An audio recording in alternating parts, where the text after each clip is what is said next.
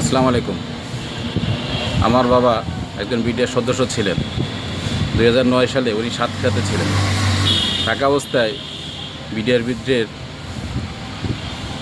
যে অনিয়ম বা হত্যা যেটাই বলেন শুরু হয়েছিল, উনি তার সাথে সম্পৃক্ত ছিলেন না, কিন্তু সামারি কোর্টের মাধ্যমে ওনাকে ফাঁসিয়ে দিয়েছেন।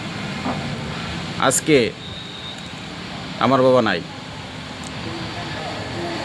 সেই মামলায় 3 বছরের জেল খেটে বাসায় এসে স্ট্রোক করে মারা গেছে। এই মৃত্যুর দায় কার? এই মৃত্যুর দায় 18 কোটি মানুষের। এই মৃত্যুর দায় সরকারের, এই মৃত্যুর দায় সবার। আমি এই মৃত্যুর সঠিক বিচার চাই এবং আমার বাবার পূর্ণ সম্মান ফেরত চাই।